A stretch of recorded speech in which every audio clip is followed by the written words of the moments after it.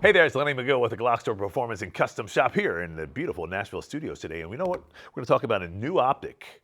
And optics are hot. You know, everybody's really into the optics. We have a lot of law enforcement officers who are now carrying optics. And, you know, what's interesting is about 5, maybe 6 years ago, law enforcement could not carry optics. You know, they were basically illegal. I don't know if that's the word. There was no regulation. The department said no optics, no optics, no optics. And then finally, they were presented with enough data, enough information that the optics are a better aiming device than just iron sights.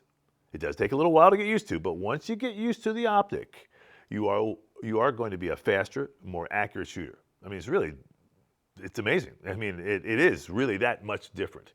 And even now we have special forces going to the optic. Everybody, you know, really has recognized that the optics are a better aiming vehicle. And here's a new optic that I want to show you that fits directly. Now, this is what's really exciting about this. There's a couple other features that are exciting too, but this one fits directly into the G43X MOS footprint. So the native MOS footprint. No milling, no alterations are required. It just fits directly in there, which I think is a big plus for a lot of people because, you know, if you have an MOS gun, you're looking for a solution to add the optic, and this is a great solution. So let me go ahead and take this G43X MOS. This is the new version with the rail. Of course, all the G43Xs are coming with a rail. This is the MOS option. You know it's an MOS option when you see that it has the MOS plate on top of it. In the box comes the torque wrench, and it'll work for the MOS screws as well. So just going to go ahead. I've already pre-loosened these a little bit, so I can speed this up a little bit. So you don't have to watch me do too many of these turns. But while I do this and get this prepared, I will remind you that when you do these screws, you should have a little Loctite on them, whether you're installing an optic or even just an MOS plate, because there's so much torque on that slide, so much happening that you really don't see, that the screws basically just unscrew themselves. Pretty amazing. Right, so let's see. So I got it out. I do. There you go. And you'll see that this screw has a little bit of thread locker or Loctite on it, the blue Loctite right there. That's the factory MOS screw. This is the factory MOS plate. All right, and it's plastic. You want to keep that because someday you may want to go back, you know, take the optic off. So, you know, take the screws and take the plate and put them aside into a baggie and, you know, put them in your gun bag so you know they're there at all times. Now, there's the MOS cutout, okay? Couple things to observe about this, and this is one of the things that I want to, you know, we struggle with people when they say, hey, I would like to have the MOS cut, but I don't have an MOS gun. And it's almost impossible unless you do what we call our combat cut, or you move the rear sight to the front. And then we can get all the way deep, the true MOS depth with the combat cut optic. So that's something to keep in mind. So there's the MOS footprint, there's the plate. That's basically how you tell that you've got an MOS gun. We're going to install this optic here in a little bit, but let's talk about the optic really quickly because it is pretty cool. This is the new ZeroTech Trace. And they've got some neat features here that we think are pretty cool. First of all, it's a really robust aluminum body. It's made out of 70-75 aluminum, which is, you know, the harder or the stronger aluminum. It's got this amazingly wide window. It's probably the biggest one available for a Glock 43X. I mean, it's huge comparatively. The battery is located on top, which means you can change the battery out without having to take the entire piece off. And that's pretty standard now with most of the optics. But, you know, there were optics before where you'd have to go take it off and get access the battery on the bottom and then have to put it back on and worry about re-zeroing and all of those other things. A lot of the new manufacturers are making so the batteries are on top or on the side, and so you can actually access them without removing the optic. Makes a lot of sense. The MOA, or minute of angle, the dot itself is 3. It's a 3 MOA. Now, MOA stands for minute of angle. But what that means is that at 100 yards, the dot will appear and be a 3-inch circle on your target, okay? Okay, so At 100 yards, 3 inches. But what's interesting, if you do the math, at 50 yards, it's actually smaller. It's half the size. It's 1.5. And again, at 25 yards, it's 0.75. Okay? And now at 12 yards, which is basically combat self-defense distance with a handgun, it's going to be half that, like 3.75, 0.375, should I say, 0.375 inches. So it's a tiny little dot, a third of an inch, basically. All right, so now this piece is pretty interesting. They've done a couple of neat things here with this. One of the things that they have realized, and I've talked about a million times, is when you shoot with a red dot, you're basically shooting downhill, right? Because the dot sits higher than the bore. So with iron sights, you're really just right there with the bore, just a little bit of a difference, or with, the factory sights. And so you basically come up and the gun is relatively flat, right? All right. With the optic, because the dot or the aiming reticle sits higher, you've got to shoot a little downhill to match those up. So you're matching up the aiming reticle, the dot, with the bore out to the target. So you're shooting downhill a little bit. What these people have done, this manufacturer has done, is they have added in their product a 1-degree shim. Pretty ingenious. I haven't seen this, that anybody would do this before. So we're gonna show you this here in just a minute. This shim is, like I said, 1 degree. And if you look at it, now it's maybe hard to see on camera here, but if you look at it, you'll see that it's a little thicker on this side than it is over here. It shims down. It's kind of like a wedge.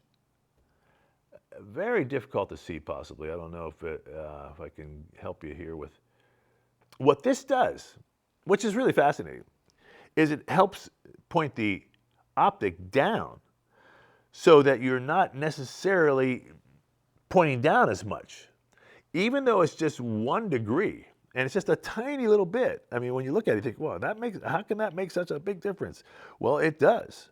And so what they have found is that, you install this first, put the optic on it, and all of a sudden the optic is kind of tilting down a little bit. So now you have a little bit more natural, that's the key here, natural pointing.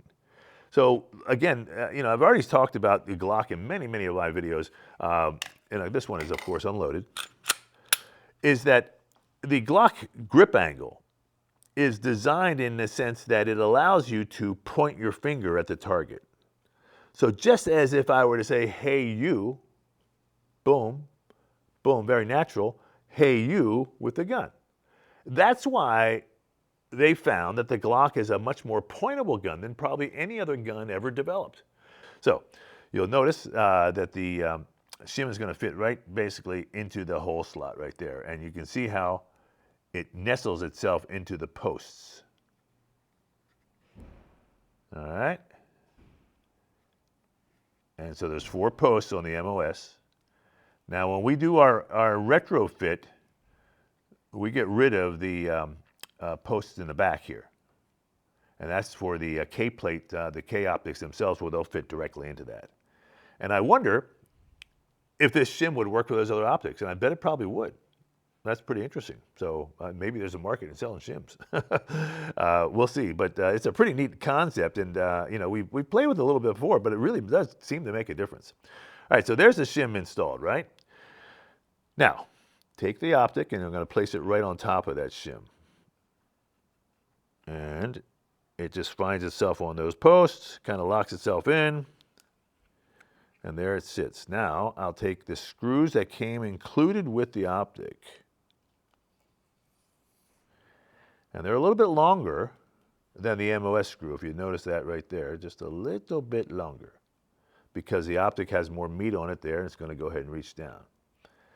And I'll take that and just drop it straight in. Now, one of the things I want you to be careful of is make sure you use the tool that was included with the package and not a screwdriver, because what we have found by error, should I say, is that the glass of the optic is right back here.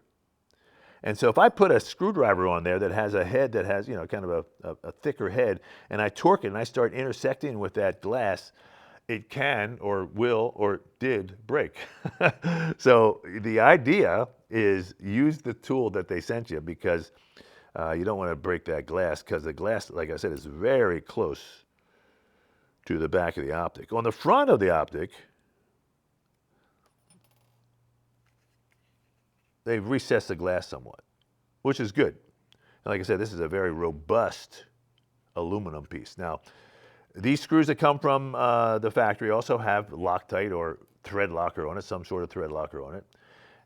And if you install them, it is still your responsibility to manage that screw from time to time as you're shooting. Make sure it's not backing out, okay? Because they do. Even though you have thread locker on it from the factory, you just want to be aware of it, okay? Now, when you shoot a bunch and it heats up a bunch, and then if you happen to take it off, you're going to need to reapply the thread locker, because it does boil away and it does, run away when it gets hot. All right, here's another screw here. Now, I didn't put them on very tight. I'm just kind of doing it by hand here a little bit. Just a little pressure right now, just so I can demo this thing a little bit. And now, what's really cool is that it basically is sitting right there on top of the front sight. I can see just a little bit of a co-witness with the rear sights. It does have a rear sight notch built into it, which is kind of helpful. But in reality, would I want to use suppressor height sights? Maybe, maybe not. Because if you look at this package right here, let's see if I can find the front sight here. There it is. I don't know if I'd want to have the sights much higher. And you can see that kind of red shadow. That's the red dot. It's just blowing up here on camera. There it is. But there's what it's supposed to look like. But there's basically what you're seeing through the window. So you do see a small co-witness. If I put suppressor height sights in there, it'll jump up a little bit higher, and it may interfere with me. A lot of people don't really like suppressor height sights because they're so tall. But I would say that I would probably use suppressor height sights with this optic, just because I like to see the backup sights a little bit more prominent than that they are right now. And then you go ahead and, basically just like any other optic, is you have your adjustment screws for the windage and elevation. So here, this is the windage. Elevation's right here on the top, up and down. All right. Now, one of the things I like about this, because it's such a robust aluminum deal, is that you can actually rack the slide just by grabbing hold of that.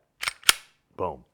And again, because the glass is recessed somewhat, you're not necessarily getting it all dirty. Now, obviously I'm going to try to be careful to be on top of this thing. If I put my palm in there, I'm probably going to go ahead and get some grease on it. So I'm going to be more here, and I can actually rack the slide that way. And again, because, it's pretty robust, you can actually grab it from the side as well and rack it. That's pretty cool. So, I'm really liking the shape of this thing. And now here, if you get in close, you'll probably see the fact of how this wedge actually looks. Yeah, so you can see how it's pointing it downhill somewhat, which I think is a really neat concept.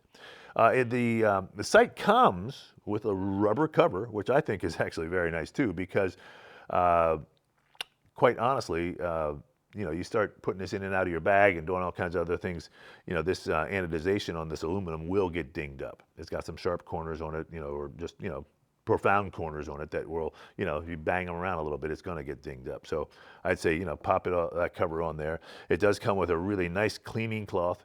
When I carry my optic, my 43X, boom, and I carried like a lot, it gets filthy. I mean, literally, like, really, that's, it's just had on my body. I look at it, I think, what is that? Where's that coming from? But it's probably coming from just all the, skin coming off my body, I guess. I don't know. So, it is nice to have a cloth to be able to clean it. Overall, this is, it's a big sight relative to the Holosun SCS carry. So it has some advantages. And then again, some people say, well, it's too big. Well, that's okay, but it does give you a bigger window to see. And not only is the window, bigger, but it's wider. And that's really the big thing I think that they're selling there is the width of that optic, that you can actually see more. And they talk about, situational awareness or whatever, where you're actually, if you're actually in a battle and you're looking through that optic, you can actually see more and more and more. But the bottom line is, it's a neat optic. It's at a good price point. It fits directly into the MOS footprint with no modifications whatsoever, and that's one of the selling points. And you can co-witness with factory sites, another selling point. So this is the new Trace from ZT, and we've got it here at the GlockStore.